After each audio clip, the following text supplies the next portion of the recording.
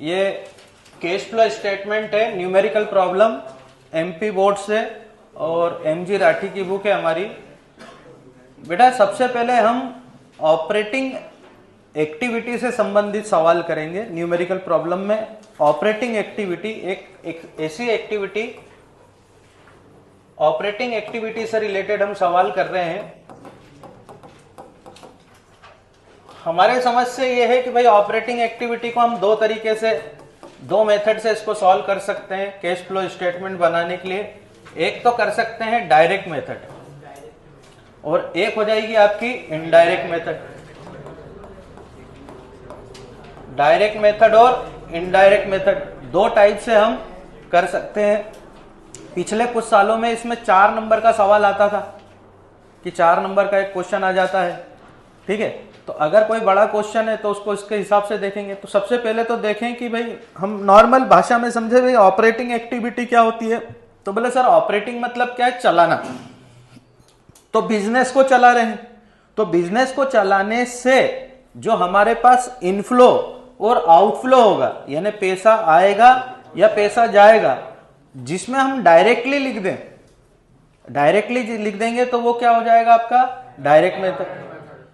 जब 2 वर्षों, 2 ईयर्स के बीच का अगर कोई डिफरेंस में अपने पास इनफ्लो या आउटफ्लो होगा, 2 साल के बीच में या 2 कंपनी के बीच में अगर इनफ्लो आउटफ्लो हो रहा है तो वो चलेगा अपना कौन से मेथड से? इनडायरेक्ट मेथड से। सीधा सीधा ये देखना है कि आपके पास पैसा आया है या पैसा गया है। आया गया पैसा यानी कैश फ्लो हो रहा है, आया और गया यानी कैश इन और आउट। तो कैश फ्लो स्टेटमेंट तो बन रहा है, लेकिन कौन सी एक्टिविटी से बन रहा है? ये ऑपरेटिंग एक्टिविटी। बोले सर ऑपरेटिंग एक्टिविटी कितनी मेथड से हो जाएगी? बोले सर 2 मेथड से कर देंगे अपन। कौन कौन सी? एक तो डायरेक्ट मेथड और एक इनडायरेक्ट मेथड से। सर डायरेक्ट मेथड से कैसे करेंगे? तो वो डायरेक्ट बोलेगा कि भाई हमारे पास इस तरीके से पैसा आया है और इस तरीके से हमारे पास से पैसा चला गया है। तो इसमें हम 4 प्रोसेस से लेकर चलेंगे। जैसे ये हमारी बुक है और इसका पेज नंबर दिया हुआ है हमारे पास में, कैश फ्लो स्टेटमेंट वाला चैप्टर है हमारा। और ये हमारा, मैं पहले सवाल सिंपल वाला एक करवाऊंगा आपको। पेज नंबर 503 पे देख सकते हैं आप, पेज नंबर 503 पर, पेज नंबर 503 पर एक क्वेश्चन नंबर 5 है जो कि हम करेंगे, काई से सॉल्व करेंगे? डायरेक्ट मेथड से सवाल शुरू करेंगे। बड़ा सिंपल सा सवाल है, आराम से समझ में आ जाएगा, ऐसा कोई कठिन सवाल है नहीं है। मैं कुछ सवाल पढ़ रहा हूं। यह क्वेश्चन नंबर 5 पेज नंबर 503 पे जो है ऐसा लिखा है कि calculate the cash flow from the operating activity. Cash flow statement बनाना काई से? ऑपरेटिंग एक्टिविटी से। हम उसी पे चल रहे हैं। मतलब जो बिजनेस से रिलेटेड एक्टिविटी है वो एक्टिविटी कौन सी हो गई भैया? ऑपरेटिंग एक्टिविटी हो गई। अब बिजनेस में पैसा किस तरीके से आएगा, बिजनेस में से पैसा किस तरीके से जाएगा, सिर्फ हमको उसको यहां पर लिखना है। जैसे मैं सवाल निकाल के बता देता हूं आपको। ये 5 नंबर का क्वेश्चन देखो, इसमें देखना, मैं सिर्फ सीधे सीधे अपन क्वेश्चन समझेंगे इसको। क्वेश्चन नंबर 5 लिखा है यहां पर, ऐसा लिखा है कि calculate the cash flow from the operating activity. Cash flow statement बनाना है ऑपरेटिंग एक्टिविटी से फ्रॉम द फॉलोइंग इंफॉर्मेशन। आप खुद बताते जाइएगा। बेटा पहला पॉइंट है cash received from debtor. Cash receive हुआ है, रिसीव यानी आपका क्या हो जाएगा? 2 चीजें हो सकती है, या तो पैसा आया या पैसा गया।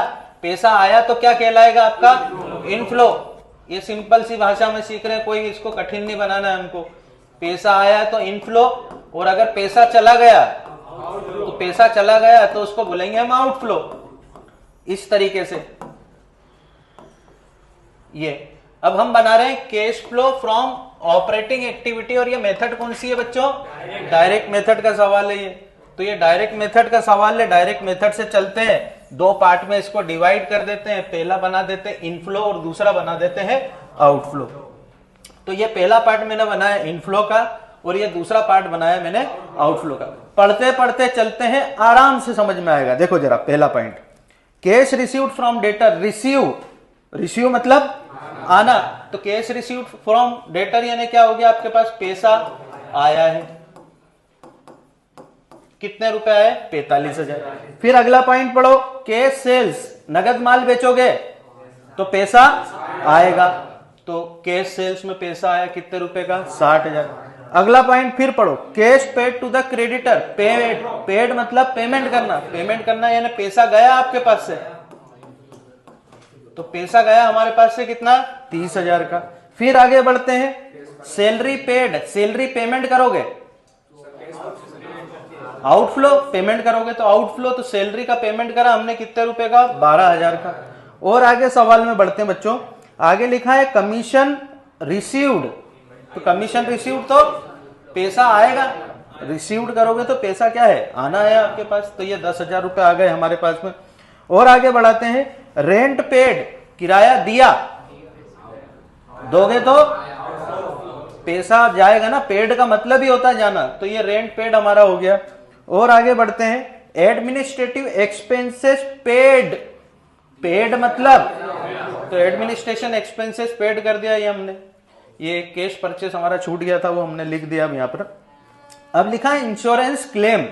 बेटा इंश्योरेंस क्लेम जो होता है वो व्यापार से संबंधित नहीं है, मतलब हमने ये बोला कि हमारे पास इनफ्लो हुआ, आउटफ्लो हुआ, अब बोले सर इंश्योरेंस क्लेम में पैसा तो आया है, बेटा रोज इंश्योरेंस क्लेम मिलेगा क्या आपको, कि रोज ही टकरा रहे हैं, रोज ही अपने को इंश्योरेंस, नहीं नहीं, वो तो हो सकता है कि अपन इंश्योरेंस हर बार जमा करते जाए, कभी कुछ ऐसे इंसिडेंट हो जाए, तो ऐसा जो रोज नहीं हो रहा, ऐसी कोई इनकम जो रोज नहीं हो रही है, उसको बोला जाता है एक्स्ट्रा ऑर्डिनरी इनकम। कौन सी इनकम बोलेंगे इसको, एक्स्ट्रा ऑर्डिनरी इनकम है बच्चों ये हमारी, तो ये एक्स्ट्रा ऑर्डिनरी इनकम हमने देखी।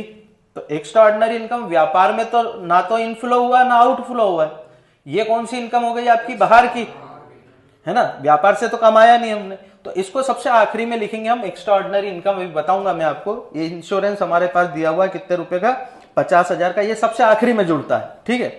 इसके बाद लिखा है इनकम टैक्स 13,000 और टैक्स रिफंड 2,000 रुपए। अब यहां पर लिखा हुआ है कि भैया इनकम टैक्स है 13,000 का और हमें रिफंड भी मिल गया कितने रुपए का, 2,000 का। बोले ठीक है, यानी देखा जाए तो आपने टैक्स जमा कितना करा, 13,000 जमा करा था, 2,000 क्या हो गया, वापस आ गया, यानी सीधी सी बात है 11,000 का आपने टैक्स जमा करा। तो यहां आगे बढ़ा रहे हैं हम इसको, देखिएगा, देखो बच्चों 45,000, 60,000, 10,000 मिला के 1,15,000 तो ये आ गए हमारे पास में। 30,000, 25,000, 12,000, 5,000 और 4,000 ये क्या कर दिया हमने, पेमेंट कर दिया। तो जब हमने इसका पेमेंट कर दिया 1,15,000 में से 76,000 हमने लेस कर दिया, तो आज हमारे पास कैश जनरेट हुआ है। कैश जनरेट हुआ काई से, ऑपरेटिंग एक्टिविटी से, कितने रुपए से, 39,000।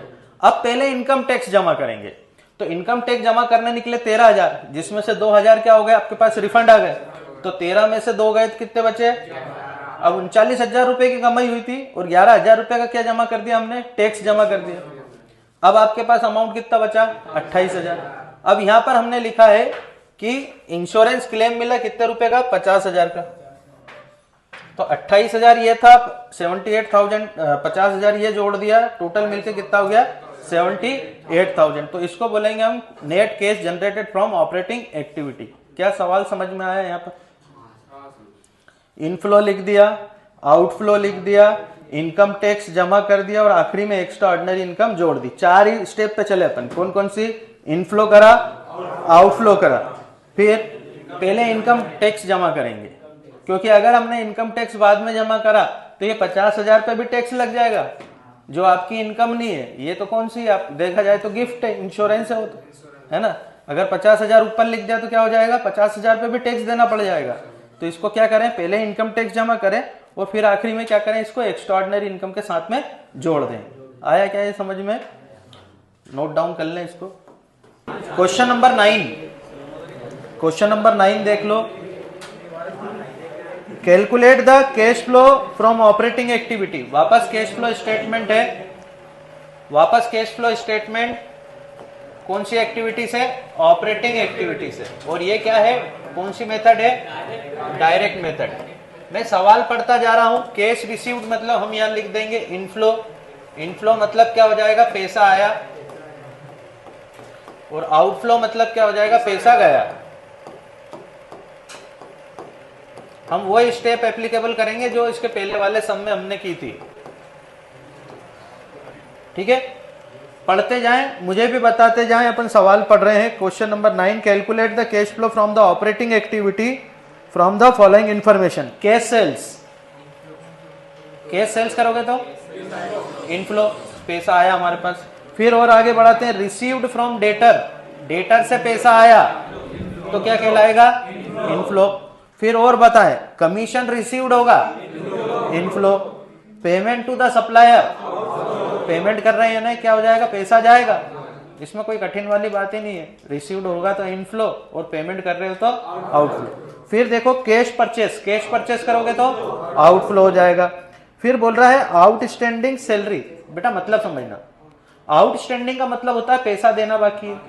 अगर पैसा देना बाकी है तो ना तो पैसा आया है ना पैसा गया है, तो ना तो वो इनफ्लो है और ना ही आउटफ्लो है। तो ये कंफ्यूज करने के लिए इस तरीके की चीज अपने को दे देंगे, तो इसको अपने को नहीं लिखना है, ठीक है। फिर आगे बढ़ रहे हैं कि कैश पेमेंट। अब कैश पेमेंट तो आउटफ्लो है, अब उसने वहां और कंफ्यूजन करने के लिए बोल दिया है। ये वाला क्वेश्चन आ चुका है पहले एक बार। ऐसा लिखा है इसने कि सैलरी 12,000, रेंट 8,000 और इंश्योरेंस 4,000 रुपए दिया है और टोटल मिला के 24,000 का पेमेंट करा है। तो चाहो तो आप क्या कर सकते हो, डायरेक्ट 24,000 का पेमेंट कर दो, या तो अलग अलग करो, या क्या कर दो, डायरेक्ट 24,000 का पेमेंट कर देंगे। तो इसने क्या करा, यहाँ पर सैलरी 12,000, रेंट 8,000 और इंश्योरेंस 4,000 मिलाकर 24,000 का पेमेंट करा इसने। वो तीन चीज मिला के अकेला क्या दे रखा उसने, 24,000। क्या ये पॉइंट समझ में आया आपके?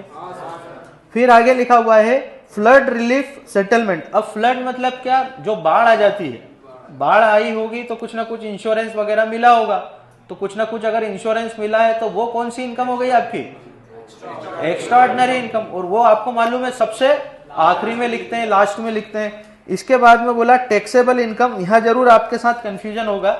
ये बोल रहा है कि टैक्सेबल इनकम है हमारे पास में कितनी, 80,000 की। तो 80,000 के टैक्सेबल इनकम है और उस पर देना कितना है आपको टैक्स, 30% पर एनम। अब बच्चा वहां एग्जाम हॉल में क्या करता है, 80,000 को माइनस करके आता है। वो बोल रहा है कि 80,000 रुपए की हमारी कमाई है और इस 80,000 पे क्या करते हैं अपन, 30% टैक्स देते हैं। तो 80,000 टैक्स नहीं है, उसकी इनकम है कि मैंने 80,000 रुपए कमाया था, उस पर 24,000 रुपए का क्या लगेगा, इनकम टैक्स। क्या लगेगा, आया समझ में? बच्चे कितने नहीं तो कितना लिख कर आते हैं यहाँ पर, 80,000 नहीं, 80,000 तो कमाई है उसकी, उस पर कितना परसेंट टैक्स दे रहा है वो, 30% टैक्स दे रहा है। तो 80,000 का क्या हो जाएगा, 30% टैक्स हो जाएगा। तो इसमें से हम इसको माइनस करेंगे। वो माइनस करने के बाद में 4,06,000 में से 24,000 रुपए का तो इनकम टैक्स हो गया हमारा। इनकम टैक्स के बाद में 13,000 रुपए हमें काई के मिले थे, फ्लड रिलीफ के मिले थे। आज आपके पास कितने बचे, तो net cash flow from operating activity. क्या ये सवाल समझ में आया? ठीक है ना, कर लोगे अब इसको।